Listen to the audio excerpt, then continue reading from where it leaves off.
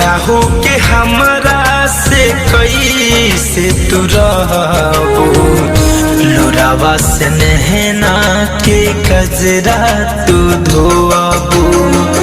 जुदा हो के हमरा से कैसे तू रहबो, लोरावा से नहना के कजरा तू धोबो। सोरहो सिंगार भल के तनो तू करबो, पावेला प्यार हमर बहुते हरबो। जुदा हो के हमरा से कैसे तू रहबो, लोरावा से नहना के कजरा तू धोबो।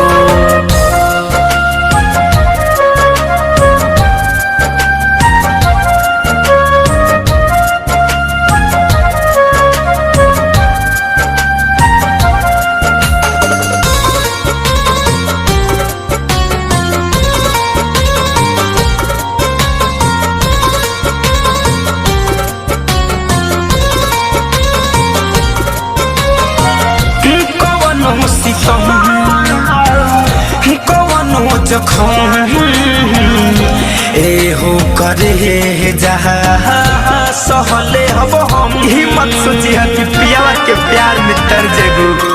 अरे साच कहतनी हे करे जा, हमरा बिना हर के मर जाए। कवनो सितम कवनो जखम एहो करे जहा सहले हब हम।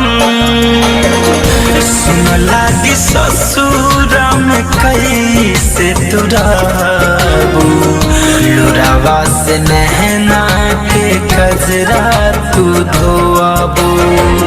जुदा हो के हमरा से कैसे तू रहबो, लोरावा से नहना के कजरा तू धोबो।